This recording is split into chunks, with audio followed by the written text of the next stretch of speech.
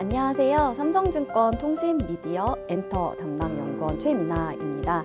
오늘은 그 미디어와 엔터 업종의 2025년 전망에 대해서 말씀드리려고 합니다. 올 한 해 그 어느 때보다 미디어와 엔터 업종이 실적과 주가 측면에서 굉장히 힘들었던 해를 보냈는데요.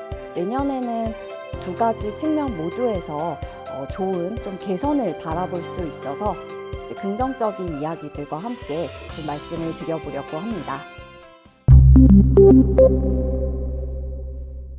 먼저 미디어 업종을 말씀드리겠습니다. 새로운 초심으로 다시 시작이라는 타이틀로 좀 말씀을 드려보려고 합니다. 2022년에 콘텐츠 제작 현황은 참 좋았던 것 같습니다. 보시는 것처럼 141편의 이제 드라마가 제작이 됐었는데요. 23년에 이미 줄어든 편수는 올해 기준으로 한 100편에서 105편 내외로 마무리될 것으로 보고 있는데 저희는 더 나빠지기는 어렵다라고 보고 있습니다. 제작 편수가 내년에 늘어날 것으로 보는 근거는 크게 세 가지 정도로 말씀드릴 수 있을 것 같습니다. 첫 번째로는 올해 이제 여름에 올림픽이라는 큰 행사가 있었는데요. 올림픽을 전후해서 올림픽을 생중계했던 지상파들 같은 경우는 콘텐츠들을 결방하거나 휴방하는 사례가 좀 많았습니다. 그래서 기존에 있던 이제 드라마 슬롯들이 내년에는 그대로 정상적으로 운영이 된다라는 가정으로 봤을 때 24년 대비해서 25년은 최소 이제 한두 편 정도는 늘어날 것으로 보고 있습니다. 그래서 지상파가 3개라는 점을 감안할 때 한 3편에서 6편 정도 늘어날 것으로 보고 있습니다. 그리고 이제 두 번째로는 올해는 없던 슬롯을 다시 오픈하는 이제 TV 채널들이 좀 존재를 할 것 같은데요. 첫 번째로는 이제 SBS 같은 경우가 이제 월화 드라마를 다시 재개하는 모습을 좀 보일 것 같고요.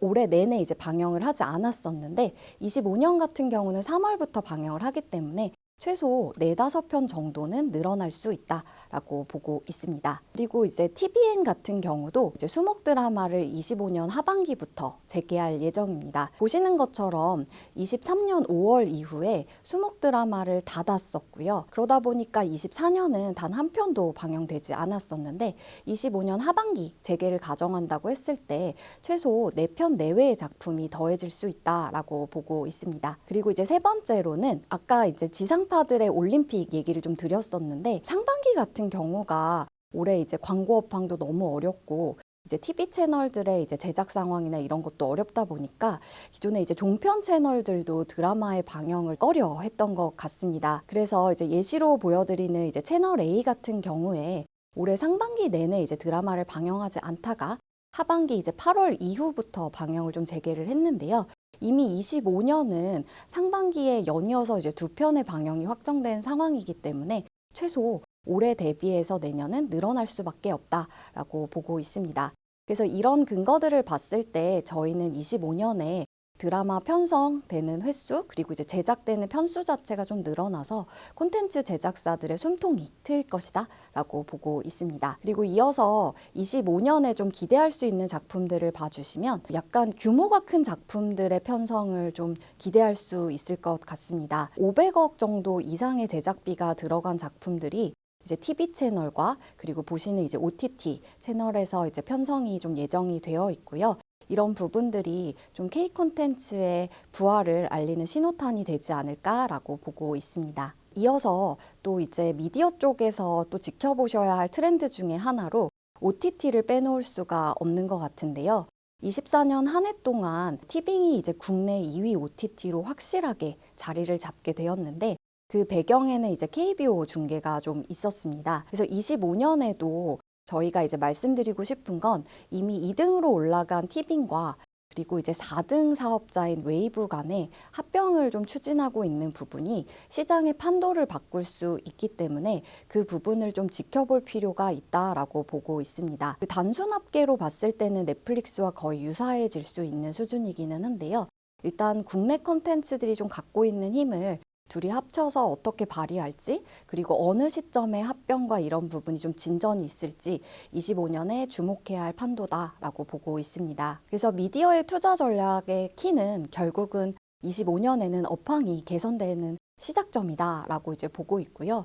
저희는 추천 종목으로 이제 스튜디오 드래곤과 CJ ENM 그리고 이제 제일기획을 뽑아봤고요. 이 중에서 탑픽은 스튜디오 드래곤입니다. 이제 25년에 TVN의 이제 수목 슬롯이 늘어나는 점과 뭐 이런 부분들을 감안했을 때 이제 제작 편수도 좀 늘어날 것 같고요. 그리고 이제 비용적인 측면에서 이제 좀 줄어드는 부분들을 감안했을 때 이익에 있어서의 확실한 개선을 좀 기대할 수 있다라고 보고 있고요. CJ ENM은 이제 미국 쪽 제작사의 납품이 얼마나 정상화되는지 이 부분을 좀 기대할 수 있을 것 같고, 음악 쪽에서도 24년에 신인 IP가 3개가 데뷔한 만큼 좀 이런 이익적인 면에서도 증액을 기대할 수 있을 것 같습니다. 그리고 이제 마지막으로 제일기획은 광고 쪽이 지난 2년 정도 업황이 상당히 어려웠던 것 같은데요.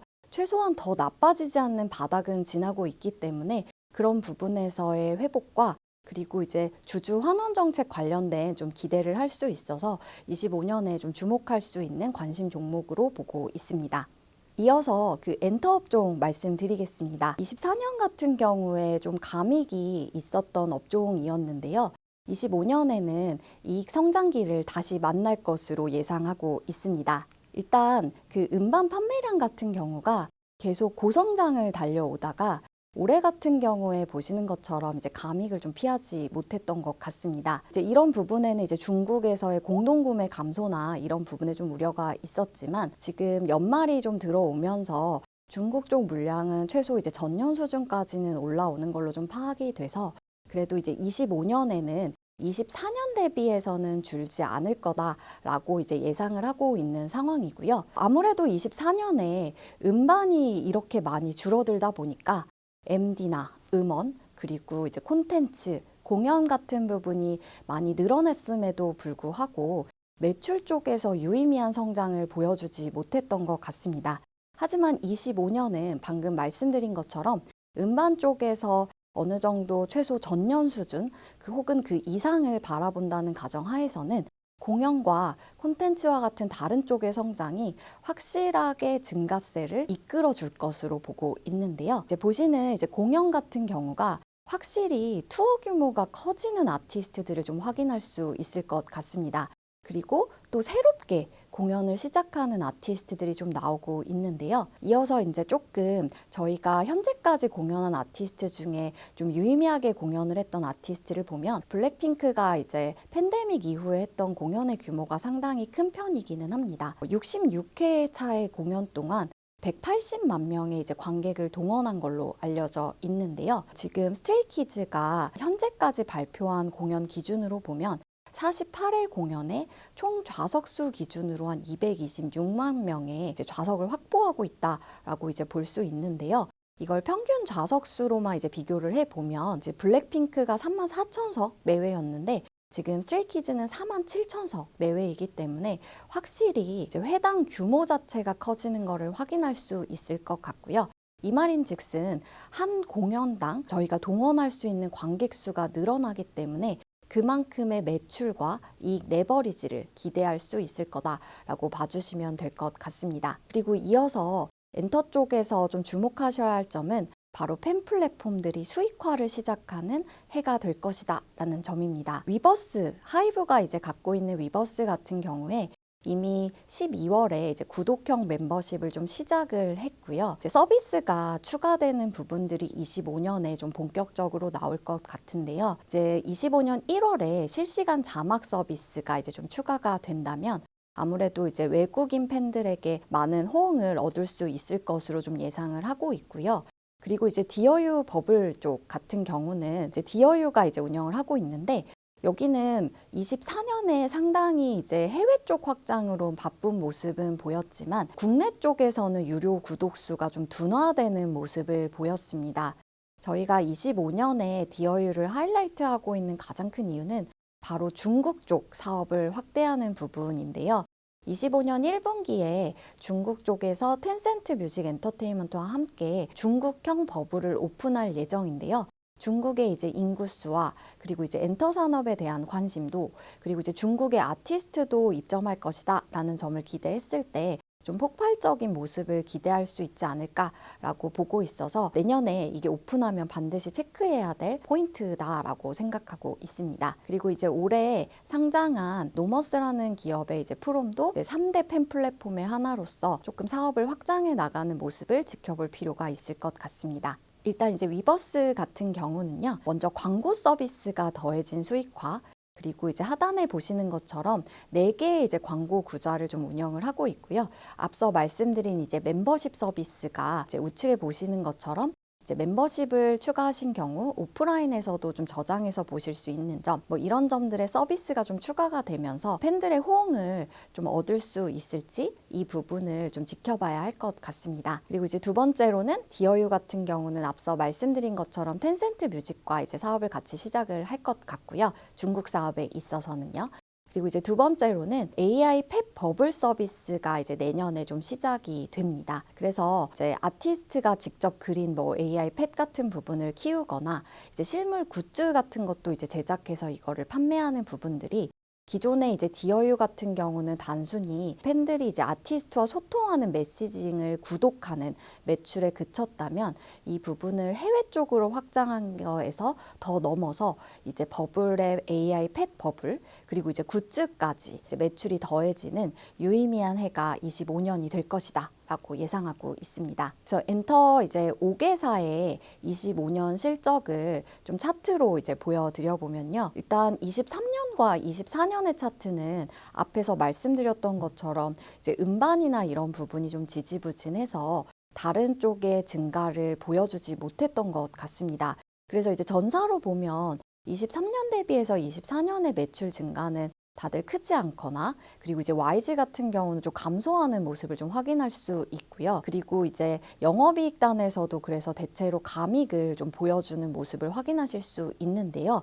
25년에는 음반 쪽이 이제 최소한 줄어들지 않고 그리고 이제 공연이 상당히 스케일이 커지는 점, 그리고 이에 수반해서 이제 MD나 그리고 이제 콘텐츠 같은 것들이 같이 증가하는 점을 감안했을 때 저희는 좀 유의미한 매출 성장을 보고 있고요. 그리고 이제 하이브와 YG 같은 경우는 대형 IP, 메가 IP라고 할 수 있는 하이브의 이제 BTS와 YG는 이제 블랙핑크가 25년에 좀 컴백을 예상을 하고 있기 때문에 그런 부분에 대한 기대도 좀 해볼 수 있을 것 같습니다. 그래서 이제 엔터 같은 경우는 이제 확신의 이제 주식이 내년에 되지 않을까라고 이제 보고 있는데요. 일단 상반기는 기존에 이제 갖고 있는 아티스트들의 성장이 좀 유의미한 기업들이 훨씬 더 좋은 주가 퍼포먼스를 보일 거다라고 예상하고 있고요. 그래서 이제 JYP와 SM 같은 경우는 기존 아티스트의 공연 규모가 이제 커지는 부분, 그래서 이제 스트레이키즈 같은 경우도 있지만 최근에 신보를 발표한 트와이스도 조금 이제 새로운 투어를 발표했을 때 큰 규모의 투어가 나올 것으로 좀 기대를 하고 있고요. SM 같은 경우는 에스파와 라이즈가 좀 빠르게 크고 있는데 내년에는 좀 공연 규모도 그렇고 음반이나 활동 면에서 훨씬 더 좋은 성과를 보일 거다라고 이제 예상하고 있는 상황입니다. 25년에 이제 JYP에서 이제 신인 보이그룹을 1분기에 론칭을 준비를 하고 있고요.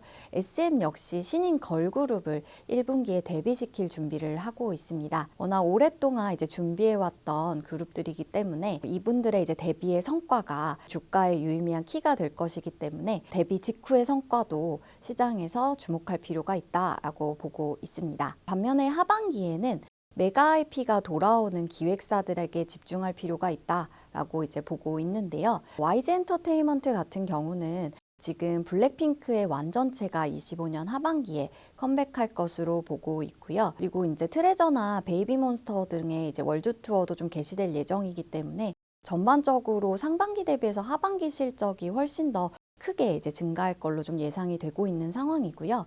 그리고 이제 하이브 역시도 시장에서 이제 오랫동안 기다려왔던 BTS의 완전체가 25년 말 정도에는 컴백을 하지 않을까라고 이제 보고 있어서 이제 투어의 시작 그리고 완전체 음반 등과 함께 이익의 개선을 이끌 거다라고 보고 있고요. 그리고 이제 앞서 말씀드린 슈퍼 팬 플랫폼인 이제 위버스가 광고나 구독형 멤버십 같은 새로운 BM들이 얼마나 유의미하게 기여하는지에 따라서 이익의 높낮이와 주가의 속도를 결정할 것으로 보고 있습니다. 제가 준비한 2025년 미디어 엔터 업종 전망은 여기까지이고요. 두 업종 모두 2024년에 이제 상당히 힘든 한 해를 보냈지만 다가오는 2025년에는 좋은 모멘텀들과 함께 실적의 성장과 주가적으로도 시장에 좋은 보답을 해줄 수 있을 거다라고 예상하고 있습니다. 감사합니다.